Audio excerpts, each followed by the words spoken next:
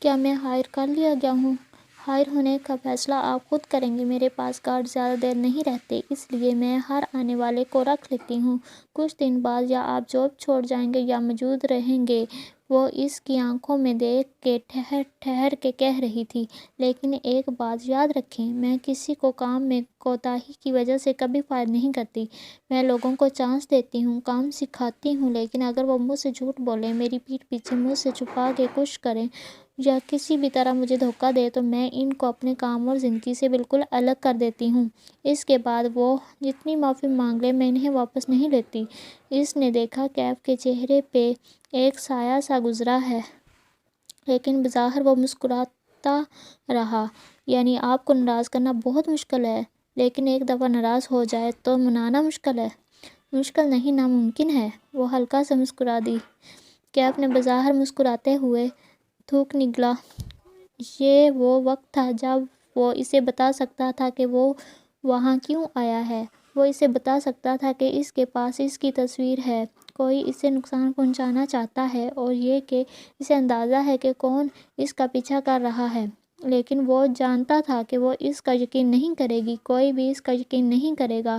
آپ کو مجھ سے کبھی شکایت نہیں ہوگی۔ پھر جیسے یاد آیا، آپ کے گارڈ بار بار جاب کیوں چھوڑ دیتے ہیں؟ آپ جان جائیں گے۔ وہ لیپ ٹاپ اٹھاتے ہوئے اٹھ کھڑی ہوئی۔ اسے ظہیر سے ملنا تھا۔ وہ دونوں ساتھ ساتھ آفس سے باہر نکلے۔ وہ آگے بڑھ گئی اور وہ وہیں رک کے موبائل کے بٹن دبانے لگا۔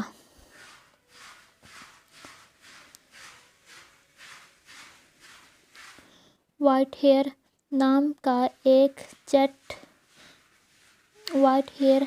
کی ایک چٹ نکالی۔ اس نے مجھے ہائر کر لیا ہے۔ یہ تو بہت آسان تھا۔ اس کی انگلیاں ٹائپ کر رہی تھیں۔ ظہیر کا آفس ٹیرس کی دوسری جانب تھا۔ درمیان میں چند کرسیاں میز رکھی ہوئی تھیں۔ وہ وہیں بیٹھ گئی اور سفارہ کو کال ملائی۔ میں نے تمہارے کزن کو ہائر کر لیا ہے۔ گردن اٹھا کے آسمان کو دیکھا۔ سیاہ بادل دور دور سے اس کے سر پہ اکٹھے ہو رہے تھے۔ لگتا ہے آج برس برس کے اوشن کو بہا لے جائیں گے۔ گڈ، سفارہ اپنے مخصوص انداز میں بولی۔ اچھا سنو، وہ کوئی غلطی کرے تو اس کو ایسے ہی ٹریٹ کرنا جیسے باقی ملازمین کو کرتی ہو۔ میرا کزن ہونے کا ناجائز فائدہ نہ اٹھانے دینا۔ اس کو بزنس کا شوق ہے، لیکن وہ کبھی ترقی نہیں کرے گا۔ اس کے لیے بھی بہتر ہے کہ وہ تمہارے پاس نوکری کرتا رہے۔ اچھا مالا، سنو، سفارہ کی توقف۔ سفارہ رکی، توقف کیا ہوں۔ مالا ابھی تک گردن اٹھائے آسمان کو دیکھ رہی تھی۔ آدھا ریستوران اوپن ایئر تھا۔ بارش ان کے لیے اچھی ثابت نہیں ہوتی تھی۔ میں نے سنا ہے ظہیر نے اوشن کو بیچ دیا ہے۔ بجلی زور سے چمکی عین اس کے سر پہ۔ کیا؟ بادل اتنے زور سے گرجے کہ زمین دہل گئی۔ ایوب بتا رہا تھا کہ ظہیر نے کسی لبنانی فوڈ چین کو اوشن بیچ دیا ہے۔ اس نے تمہیں اعتماد میں نہیں لیا؟ تمہیں کوئی غلط فہمی ہوگی۔ ایسا نہیں ہو سکتا۔ وہ ایک دم کھڑی ہوئی۔ اسی پل بارش برسنے لگی جیسے اوپر سے کسی نے پانی کا تھال الٹ دیا ہو۔ وہ تیز تیز چلتی ظہیر کے آفس میں داخل ہوئی۔ اس کی ہیلز گیلے نشانوں کی قطار اپنے پیچھے پیچھے چھوڑتی جا رہی تھی۔ ظہیر نے سر اٹھا کے دیکھا۔ مالا کے بال نم تھے۔ وہ چہرے پہ پانی کے قطرے تھے۔ آواز اونچی تھی۔ ظہیر نے سر اٹھا کے دیکھا۔ مالا کے بال نم تھے۔ چہرے پہ پانی کے قطرے تھے۔ آواز اونچی تھی۔ میں کیا سن رہی ہوں؟ ہتھیلیاں میز کے کنارے پہ رکھے وہ بنا پلک جھپکے اسے دیکھ رہی تھی۔ تم نے اوشن بیچ دیا ہے؟ غصہ نہیں تھا، بے یقینی تھی، حیرت تھی۔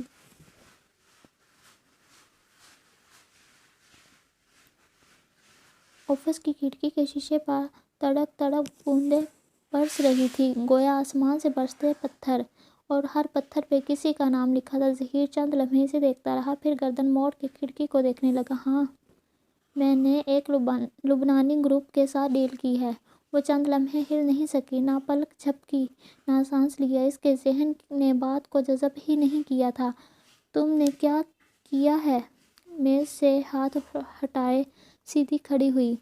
میرے کچھ ذاتی مسئلے چل رہے ہیں، مجھے پیسے چاہیے تھے۔ سوری، میں تمہیں پہلے نہیں بتا سکا۔ پیچھے دروازے کھلنے کی آواز آئی، ساتھ ہی شناسا مردانہ آواز، باس آپ کا فون باہر گرا ہوا تھا، مسلسل بجے جا رہا ہے۔ کہنے والا خود ہی خاموش ہو گیا، آگے آیا اور میز پہ کشمالہ کا فون رکھ کے واپس ہو گیا۔ تم مجھے بتائے بغیر ایسے کیسے کر سکتے ہو؟ وہ اسی طرح ظہیر کو بے یقینی سے دیکھ رہی تھی۔ کیوں؟ انہوں نے اپنا اسٹاف لانا ہے مالا، میں ہر ایک ذمہ داری نہیں لے سکتا، سب اپنا کچھ نہ کچھ کر سکتے ہیں۔ وہ قدرے جھنجھلایا۔ میں نے کہا نا، مجھے پیسے چاہیے تھے، بہت ضروری۔ ظہیر تم مجھے بتائے بغیر ایسے کیسے کر سکتے ہو؟ اس کو لگا اسے سانس نہیں آ رہا۔ میں کر سکتا ہوں، میں ریستوران کا مالک ہوں، ہمارے درمیان کبھی کوئی ایسی بات نہیں طے ہوئی تھی جس سے میرا حق سلب ہو جائے۔ مالک؟ تم مالک ہو؟ ظہیر، میں نے یہ ریستوران بنایا ہے تمہارے ساتھ، اپنے انہی ہاتھوں سے، اور تم نے ایک منٹ میں اس کو بیچ بھی دیا۔ اس نے خود کو بولتے سنا، اور تب کسی اڑتے تیز تیر کی طرح ایک فکرہ ذہن میں پیوست ہو گیا، وہ اپنا اسٹاف لائیں گے۔ تم یہ کہہ رہے ہو کہ میں اور ہمارا اسٹاف، ہم سب جاب لیس ہو گئے ہیں؟ وہ 2 قدم پیچھے ہوئی اور بے یقینی سے اسے دیکھا۔ ظہیر کے چہرے پہ ملال ابھرا۔ مالا، تم اتنی قابل، اتنی ٹیلنٹڈ ہو، تم کچھ بھی کر لو گی یار، میرا مسئلہ سمجھو۔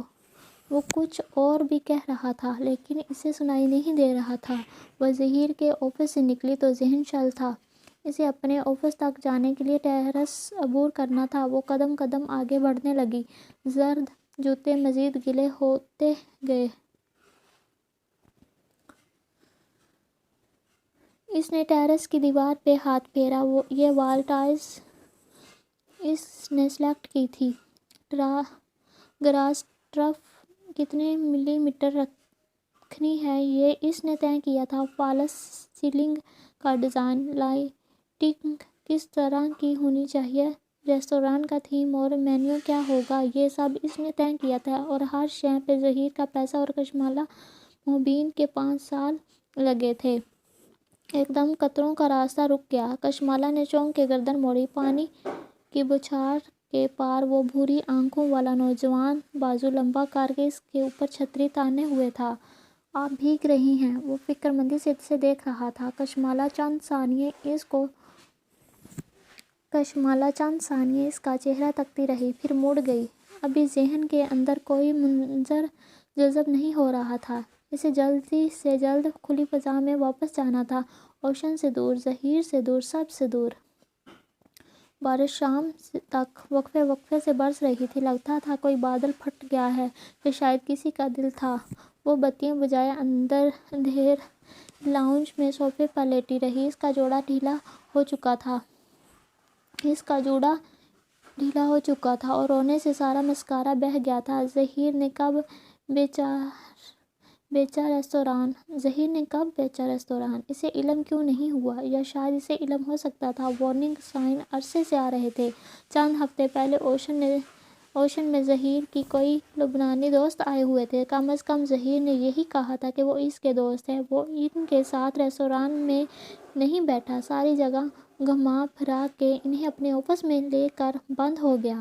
اور ہاں، اس نے سن رکھا تھا کہ ظہیر کی بیوی کا اصرار ہے کہ وہ دونوں ان کے ماں باپ کے پاس آسٹریلیا شفٹ ہو جائیں۔ کوئی خاندانی مسئلے تھے۔ ظہیر نے اس سے پہلے بھی چند بڑے فیصلے مالا کو اعتماد میں لیے بغیر کیے تھے، لیکن اسے تب ہی سمجھ جانا چاہیے تھا کہ وہ کبھی اس پر اعتبار نہیں کر سکتی، لیکن پھر بھی اس نے کیا۔ مالا باجی جانے مغرب ڈوبے کتنا وقت بیتا تھا جب ٹیرس کا دروازہ بجنے لگا۔ ممانی کی ملازمہ آئی تھی۔ وہ بد وقت اٹھی، آنکھیں صاف کی، بالکنوں کے پیچھے سے اور دروازہ کھولا۔ نسرین کے ہاتھ میں کانچ کی پلیٹ تھی جس پہ چاکلیٹ براؤنز رکھی ہوئی تھی۔ یہ آپ کی ممانی نے بھجوائی ہیں۔ نیچے نگینہ آنٹی آئی ہوئی ہے اور ہاں آپ کا فون آف ہے۔ آپ کی امی جان کی کال آئی تھی، پریشان تھی، ان کو کال کر لیں، جلدی جلدی بتا کے وہ مڑی، پھر واپس پلٹی اور ٹیرس کی لائٹ تو جلا دیں۔ وہ چونکی، اس نے واقعی آج کوئی بتی نہیں جلائی تھی۔ باہر اندھیرا پھیل چکا تھا، وقت کا احساس ہی ختم ہو گیا تھا۔ براونز کی پلیٹ اس نے سینٹر ٹیبل پہ رکھی اور خود وضو کرنے چلی گئی۔ قضا نماز ادا کی اور وہیں جائے نماز پہ زمین پر بیٹھ گئی۔ آنکھوں سے آنسو ٹپ ٹپ پھر سے گرنے لگے۔ میرے ساتھ یہ کیوں ہوا اللہ تعالیٰ؟ میں لوگوں کے دل نہیں دکھاتی۔ میرے ساتھ یہ کیوں ہوا اللہ تعالیٰ؟ میں لوگوں کے دل نہیں دکھاتی، زکوٰۃ ادا کرتی ہوں، صدقے دیتی ہوں، میں تو چونٹی تک کو نہیں مارتی، پھر بھی میری جاب چلی گئی۔ اتنا بڑا سیٹ بیک۔ دعا کے لیے ہاتھ اٹھائے، لیکن کیا دعا مانگے؟ میں اب کہاں سے شروع کروں دوبارہ اس کو اسکوائر ون سے؟ 5 سال میں نے اس شہر میں اوشن کو سیٹ کیا، اپنی ایک سوشل لائف بنائی اور ایک ہی دن میں سب ملیا میٹ ہو گیا۔ نظریں اندھیرا لاؤنج میں نصب بک شیلف تک اٹھی، اوپر سے پتہ نہیں کون میرے پیچھے پڑا ہوا ہے۔ میں کیا کروں اللہ تعالیٰ؟ وہ واپس صوفے پہ آ بیٹھی، روئی روئی آنکھیں میز پہ رکھی براونز پہ جمی تھی۔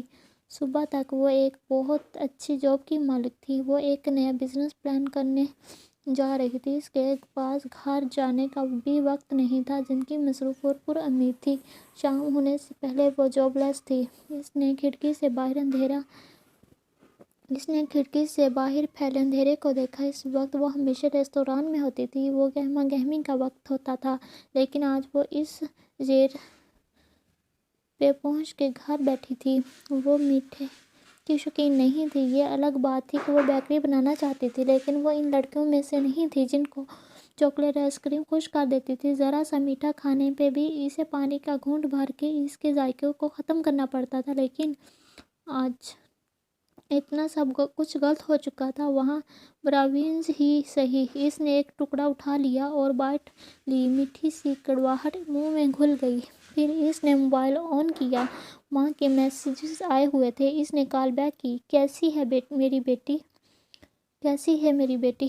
ماں اس کی آواز سے ہی کھل اٹھی۔ فون کیوں نہیں اٹھا رہی تھی؟ بس کام میں بزی تھی مما۔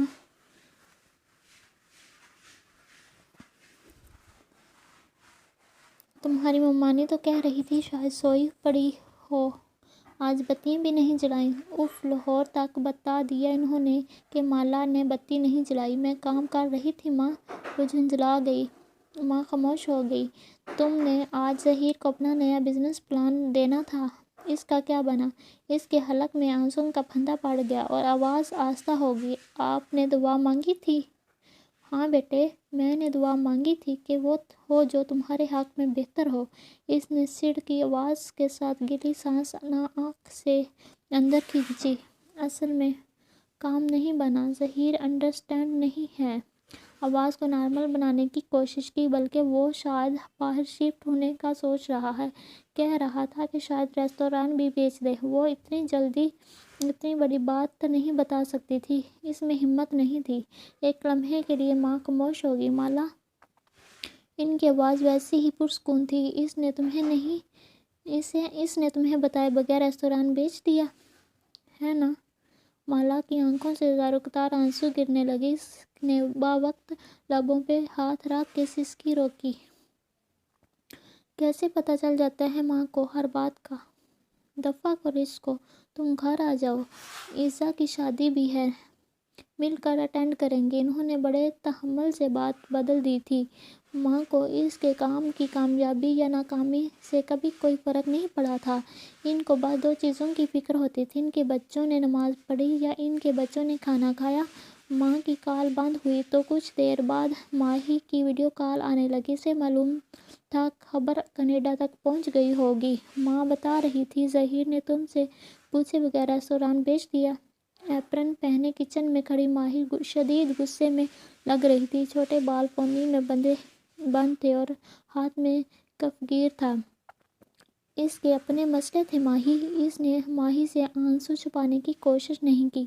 مسئلے کی ایسی کی تیسی، اور تم ایسے ہی نہ جاب چھوڑ دینا، ریستوران کی 2-4 کھڑکیاں توڑ کے آنا، اور میں تو اس ظہیر کو پاکستان میں ایسا بدنام کروں گی تم دیکھنا۔ میرے ساتھ اس کے کچھ رشتے دار ایڈ ہیں فیس بک پہ۔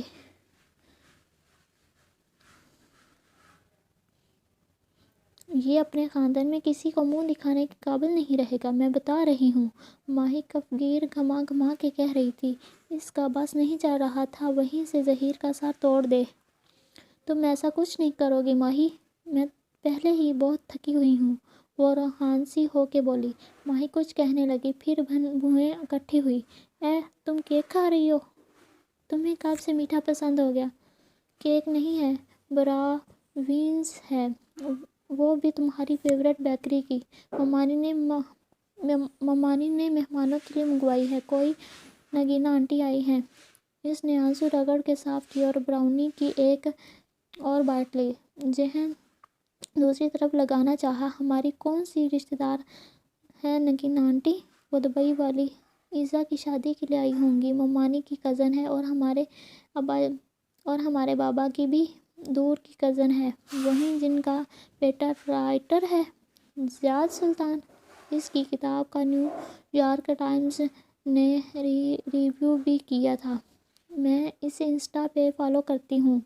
اچھا ہوگا، مجھے یاد نہیں، اس کی یادداشت میں کوئی زیاد سلطان نہیں تھا۔ اوہو، یاد کرو، سہیل کی شادی پہ ہم ان سے ملے تھے، جب اس کمبخت پارلر والی نے میرے بال خراب کر دیے تھے۔ ماہی کا پسندیدہ لفظ کمبخت تھا۔ کوئی اچھا لگتا تو دیکھو کمبخت کتنا اچھا لگ رہا ہے، کوئی برا لگتا تو وہ ہے کمبخت۔ ویسے مجھے پتہ ہے نگینا آنٹی اپنے بیٹے کے رشتے کے لیے آئی ہیں پاکستان، ایزا کی شادی کا تو صرف بہانہ ہے۔ تم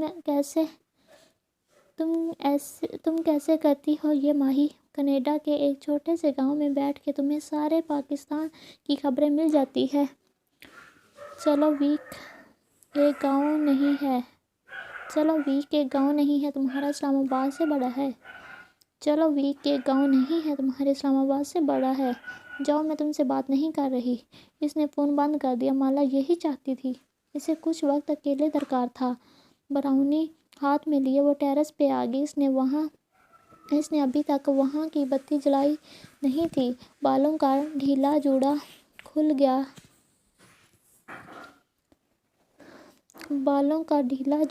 گیا تھا اور اب وہ اس کے کندھوں پہ بکھرے تھے۔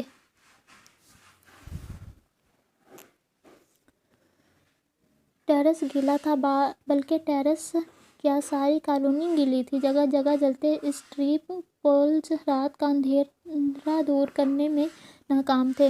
وہ ریلنگ کے ساتھ کھڑی تازہ ہوا کو سانس کے ذریعے اندر اتارنے لگی۔ ذہن پھر سے ظہیر کی طرف چلا گیا۔ قانونی طور پہ ظہیر نے کچھ غلط نہیں کیا تھا اور اخلاقی طور پہ اس نے کچھ درست نہیں کیا تھا۔ نیچے سے آتی آوازوں نے اس کا دھیان بٹا دیا۔ اس نے گردن جھکا کے جھانکا۔ نگینا آنٹی لوگ پورچ میں کھڑے تھے، غالباً رخصت ہو رہے تھے۔ ممانی اور ماموں ان کو سی آف کرنے گیٹ تک آئے ہوئے تھے۔ نگینا آنٹی سر پہ سفید دوپٹہ لیے ہوئی تھی، کندھوں پہ شال تھی، باوقار سی لگ رہی تھی۔ مالا نے بہت عرصے پہلے ان کو دیکھا تھا۔ ان کے بارے میں ہمیشہ یہی سنا تھا کہ بہت نیک خاتون ہیں، جن کا ایک فرمانبردار سا بیٹا ہے۔ جو اسے یاد نہیں تھا، وہی بیٹا اس وقت ماں کے لیے فرنٹ سیٹ کا دروازہ کھولے کھڑا تھا۔ اس کی کش مالا کی طرف پشت تھی۔ اس نے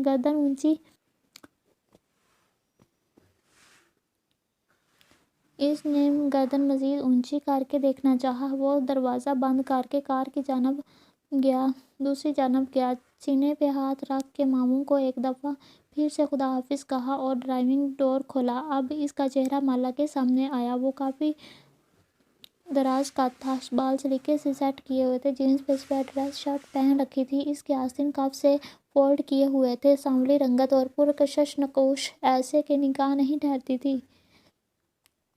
وہ تھوڑی دیر کے لیے اپنے سارے مسئلے بھول کے اس کو دیکھے گئی۔ ٹال ڈارک اینڈ ہینڈسم۔ اس کے ذہن میں یہ الفاظ آئے تھے۔ تو یہ تھا ضیاء سلطان۔ انٹرسٹنگ۔ دروازہ کھولتے ہوئے ضیاء کی نظر اوپر اٹھی، جیسے اسے احساس ہو گیا تھا کہ کوئی اسے دیکھ رہا ہے۔ وہ جو ایک ہاتھ ریلنگ پہ جمائے دوسرے سے براؤنی کھا رہی تھی، گڑبڑا کے جلدی سے پیچھے ہوئی۔ دل زور سے دھڑکا۔ اف، کتنا برا لگا ہوگا، مگر نہیں، ٹیرس اندھیرے میں ڈوبا ہوا تھا، ضیاء کو نظر نہیں آیا ہوگا۔ ہاں ٹھیک ہے، اس نے خود کو تسلی دی۔ گاڑی کے ٹائر باہر نکلنے کی آواز آئی تو وہ واپس سیدھی ہوئی، پھر ٹیرس کی بتی جلائی اور اندر آ گئی۔ آپ آج جلدی سے چلی گئی، اس لیے پوچھ نہیں سکا۔ اندر آ کے موبائل اٹھایا تو کیب کا میسج سامنے آیا ہوا تھا۔ صبح کتنے بجے کام پہ آؤں؟ ذرا دیر کے لیے وہ اپنا غم بھولی تھی۔ ایک دم سے پھر سب کچھ تازہ ہو گیا۔ اس نے 9 بجے لکھ کے بھیج دیا۔ اسے صبح ایک دفعہ پھر روشن جانا تھا۔ وہ صوفے پہ الٹی پلٹی کیے بیٹھی اور لیپ ٹاپ گود میں رکھ لیا۔ اسے وہ کنٹریکٹ پڑھنا تھا جو ظہیر نے اس کے ساتھ کیا تھا۔ اسے یاد تھا کہ وہ بنا 3 ماہ کے نوٹس کے اسے جاب سے نہیں نکال سکتا۔ اگر وہ نکالتا تھا تو اسے کتنا دعویٰ بھرنا تھا۔ وہ ظہیر سے لڑائی نہیں کرے گی، نہ وہ اس پہ چیخے چلائے گی یا الزام دے گی۔ یہ اس کی فطرت میں نہیں تھا، لیکن وہ اس سے اپنا حق ضرور لے گی۔